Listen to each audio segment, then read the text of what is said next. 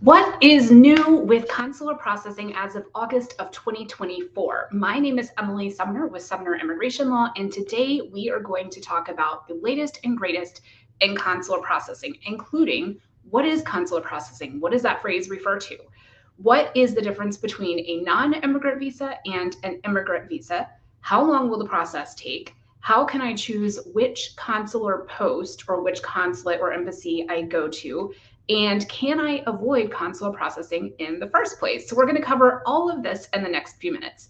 If you're joining us live, I'm so glad that you're here. Please post your questions and I will address them as I can. If you are catching us on the replay, I'm also glad that you have found us. Again, my name is Emily Sumner with Sumner Immigration Law. So what is consular processing? That is the term that we immigration law professionals use when we're talking about the process of a foreign national, a person going to a US consulate or embassy to apply for a visa. So they are processing, that's where the process part comes from, at the consulate or the embassy, that's where the consular comes from. So it's the process of applying for either a non-immigrant visa or an immigrant visa at a US consulate overseas. So what's the difference between a non-immigrant visa and immigrant visa? A lot of times you may see these referred to as NIVs for non-immigrant visas or IVs for immigrant visas. Non-immigrant visas are visas that are temporary. So for almost every letter of the alphabet, there's a different visa classification and subclassifications within those classifications. When you apply for a visa at a non-immigrant visa at the US consulate, it's a temporary visa. When I say temporary, it could be for the visa itself could be valid for a number of years.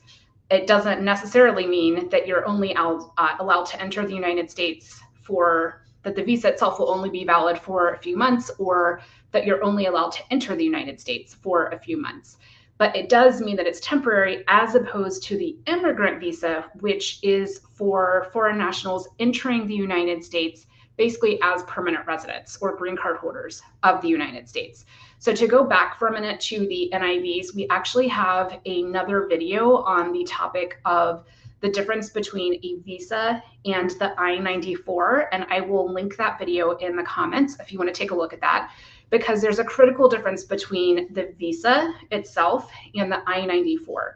The visa is the document that you use to enter the United States. So you apply for that visa, like I said, this is what this video is about, at the US consulate overseas, and you present that visa when you arrive at the port of entry at the United States. So if you're entering by air, land, sea, whatever it is, you talk to the officer at the port of entry, show them that visa, and hopefully they will admit you to the United States in that particular non-immigrant visa classification. So B1, B2, for example, if you're entering on a visitor's visa, or a TN if you're entering as a Mexican on TN or H1B. Like I said, they're all different letters for these non-immigrant visa classifications.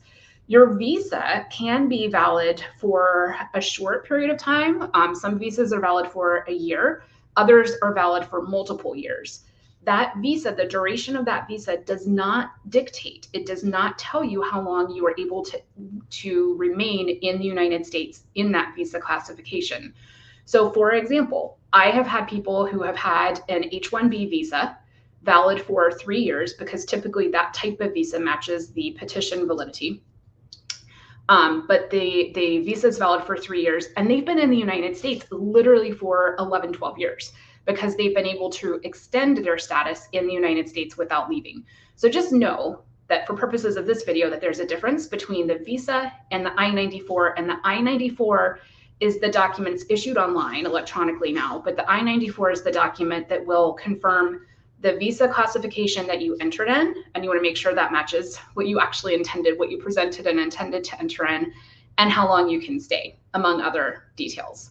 So know that there's a critical difference there. In addition, in terms of non-immigrant visas or NIVs, there are different processes required for different NIV classifications. So for example, for an E2, for example, or an E3, you do not have to have a petition approved by USCIS before you apply for the visa at the US consulate. You do have to have other paperwork. You can't just show up and say, hey, I'm here for my E2. There's a process that you have to go through and documents you have to prepare and very systematic way to apply that varies by consulate, but you don't have to have a petition approved by USCIS. Other visa classifications do require that you have a petition approved by USCIS, which is the immigration agency here in the United States first, before you're able to schedule that interview with or the application for the visa at the US consulate. So for example, an H-1B, not an H-1B1, that's different, but an H-1B is going to require, that visa classification does require that you have a petition approved with USCIS before you make the appointment at the US consulate overseas. The same for an R1, which is a religious visa. Sometimes the same is true for an L. I say sometimes because there are certain exceptions there. You can potentially apply for the L at the visa, at the border, rather, if you're Canadian, or there's a blanket visa. So my point is they're all different types of complex requirements for different visa classifications. Make sure that you have met those requirements and you know what they are before you try to make your appointment to secure the visa at the US consulate overseas. So that's what the non-immigrant visa is, again, a temporary visa classification. The immigrant visa classification is, as I mentioned, a visa that allows a person to enter the United States basically as a permanent resident of the United States. So again, similar to the NIV process, you don't just make an appointment at the consulate and say, hey, I'd like an immigrant visa. I'm here to apply for one. There's a process that you have to go through, and it depends on whether you're applying through family. And if you're applying through family, it depends on the family-based relationship and the category that you file through. Employment-based, there's a different process that you go through, but there are preliminary things that can potentially take years to go through, to get through before you apply for that immigrant visa. If you enter the United States on an immigrant visa, you should receive the green card within a few months of entering the United States in the mail, at the address that you indicate when you do some other preliminary steps when you register with the consulate to apply for the visa. But you'll get the green card in the mail, and that does not happen. When you enter on an NIV, a temporary visa classification, you don't get a green card in the mail. You may, but you have to go through a whole separate process. But you would be able to stay and work in the United States for as long as your I-94 indicates that you can, versus the immigrant visa, like I said, you receive the green card in the mail after you enter the United States.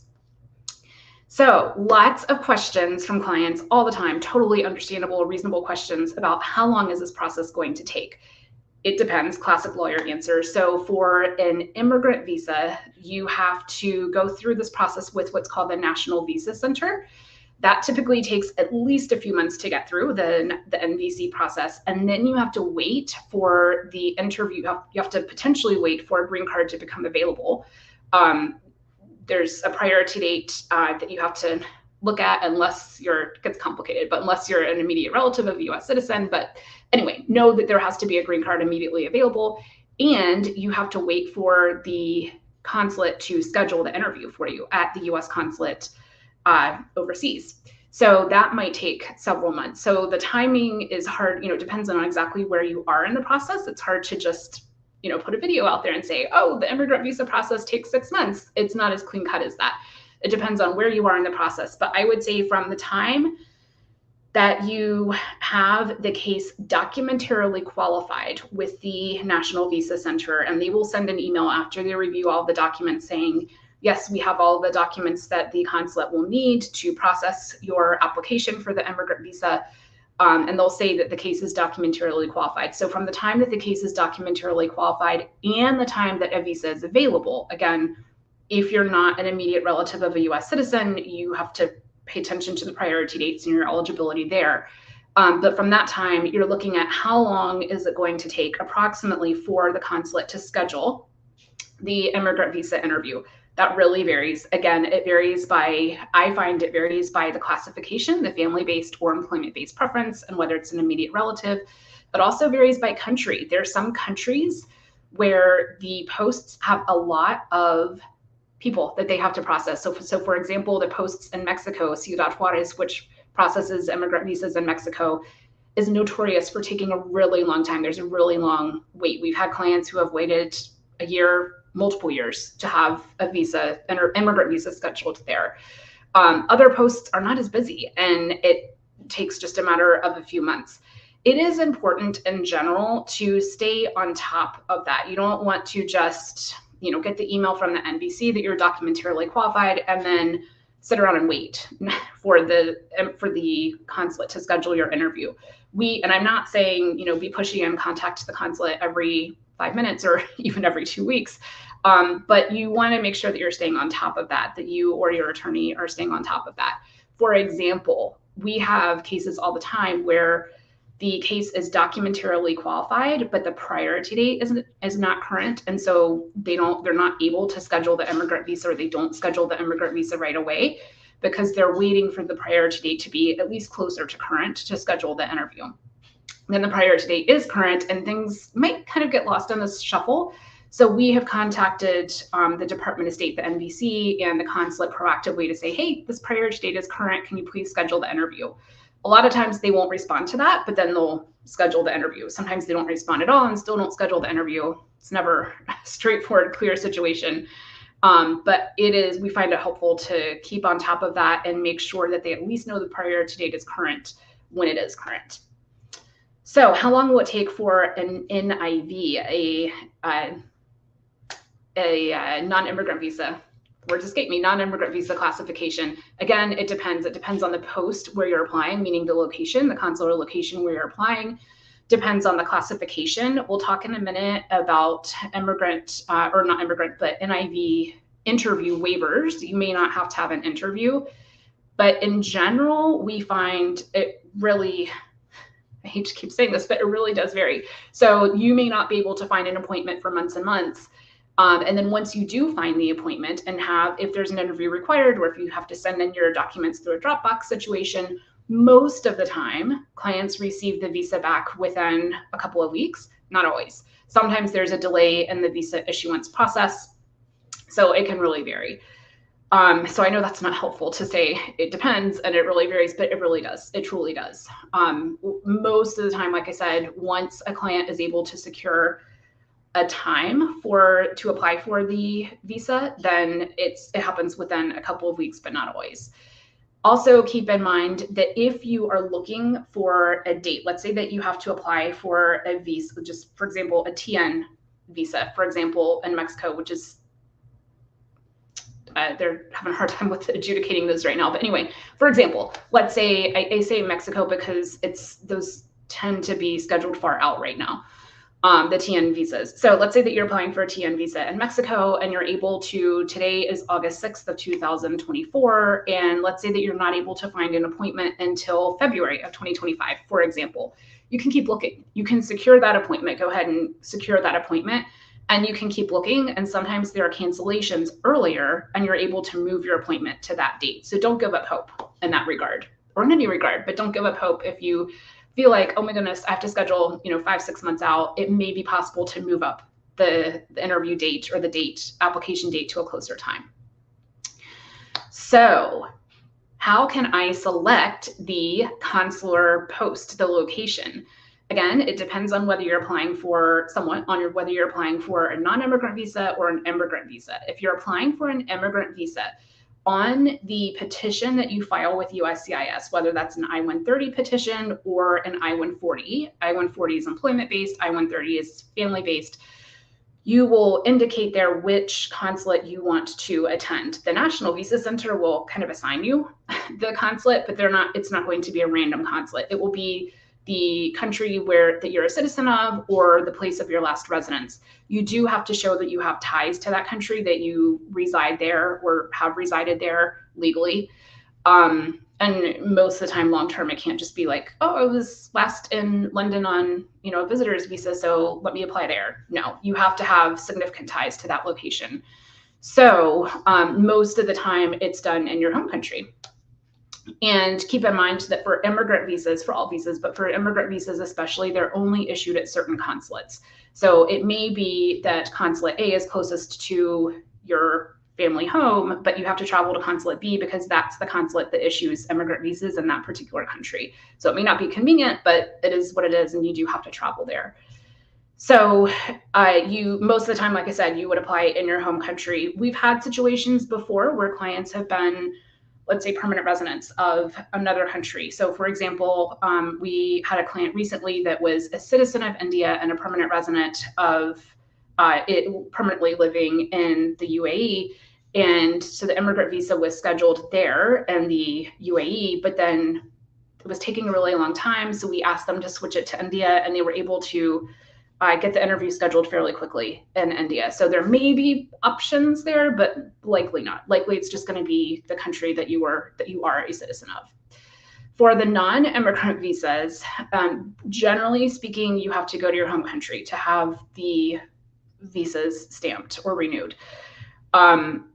To have the visa stamped, whether it's an extension, not an extension, but whether you're applying for a subsequent visa that you've already held or you're applying for a new visa classification that you've never held before, most of the time it's done in the home country. The Department of State says that you can potentially apply as what's called a third country national at a different visa, at a different post. So for example, if you're in the United States in L status or H-1B or whatever, F1, whatever it is, and you don't want to have to go back to your home country. Let's say that you're originally from Australia, for example. It's a long trip from the United States. Basically, a lot of places are. But anyway, if you want to go to Canada or Mexico, Department of State says in theory that they're encouraging posts, meaning locations, consular locations, to accept third country nationals. So in theory, you should be able to go there, but a lot of times the posts will not be willing to accommodate you. They say, oh, I'm sorry, we have so many applicants here in Canada that are applying, or Mexico or wherever it is that you're looking to go, that you're not able to get an appointment as a third country national. That's not always the case, and it changes all the time, honestly. So it is important to reach out to whatever post you're interested in to confirm ahead of time that they're willing to take third country nationals. And it's, like I said, hit or miss. But it is possible to do that. You're not absolutely required to go to your home country. It is a very good idea. This is not legal advice. This is just for information and educational purposes only, and entertainment. But a lot of times, if not all the time, most of the time, if you are applying for a visa for the first time that you've never held, or if you're applying for a different visa classification from what you currently have, the Department of State wants you to go to your home country to have that processed. So finally, our final point, how can I avoid the consular processing process? You may have been, if you've been listening this far, you may be thinking, oh my goodness, this does not sound terribly fun. There's a process you have to go through, you have to wait, you have to go to a certain place. It doesn't sound incredibly amazing. So can I avoid consular processing? The answer is, again, maybe. In some instances, there is an interview waiver option available. So there are two instances, a couple of different instances, several instances where you would not necessarily have to go through consular processing. One is if an interview waiver is available for you. So Department of State started doing this over COVID when things were shut down and travel was all kinds of crazy. And that interview waiver program has stayed in place. There are certain requirements that you have to meet, and definitely check with the consular post where you're going to apply before you go to make sure you know what their exact process is and make sure that they're allowing that and make sure that you're eligible. In general, to be eligible, you have to have previously had a non-immigrant visa issued in any classification except for B. You have to be applying within 48 months of the most recent non-immigrant visa expiration date. You have to apply in your country of nationality or residence. You cannot have previously been refused a visa, and you can't be ineligible. You have to be eligible, obviously, for the visa. So those are the general guidelines for the interview waiver process. Again, make sure that you check with the consulate that you're going to before you actually rely on this. If you qualify for that, if you find out, yes, that's amazing, I don't have to have an actual interview with the person, you probably will have, usually the process is you send in documents, required documents, to once you're in that particular country to apply for the visa. know that it may or may not be faster than actually going to have an interview, and you may not have a choice to have an interview or not. It really depends on what is going on in that particular country at that time, meaning what the Department of State's process is, the consulate's process is at that particular time. But it may or may not actually be faster. You may also be called in for an interview. We've had lots of clients who apply for what's called frequently a Dropbox visa application, meaning they send in their documents or drop them in a Dropbox. And then the Department of State, the consulate reviews the documents, and then the person is called in for an interview. That can be because they have a question about your application. It can be because they think you're not eligible, or it can just depend on any number of factors. It could be a random call-in just to kind of spot check. So my point is, if you are called in for an interview, it does not necessarily mean that anything is wrong, but you do have to go in for an interview. The other way that you may not, well, potentially that you may not have to go for an interview or to go through consular processing is stateside processing, visa processing. That is not available right now. Again, as of August 2024, that's not available. There was a pilot program that happened in 2023 for certain H-1B visa holders. It was a very limited scope pilot program, and it seemingly went well, from the anecdotal feedback that we heard, but it does not seem like that's going to be rolled out or extended further within the foreseeable future. I would imagine that if and when that happens, it would probably be after the election, and we'll have to see what happens there and what's available. But as of right now, that's not available. So it's actually not an option. You do have to get your visa stamped overseas. The other way that you could avoid consular processing, of course, is if you are Canadian. Canadian citizens are visa exempt for some, but not all visa classifications. So bottom line is the vast majority of foreign nationals coming to the United States or looking to come to the United States do have to go through this consular processing process. And there are lots of ins and outs and unknowns and unknown processing times, unknown processes, that change over time. So I highly recommend that you speak with an immigration attorney if you are looking to go through this process, or if you have employees looking to go through this process. That is the information we have for you today. I hope that you found it helpful. If so, please share this video with a friend and make sure that you subscribe to this platform so that you don't miss our next episode. We will be back for Live at Lunch next Tuesday at noon Eastern. My name is Emily Sumner with Sumner Immigration Law, an immigration law firm serving clients throughout the United States and from around the world with employment-based and family-based immigration matters. Until next time.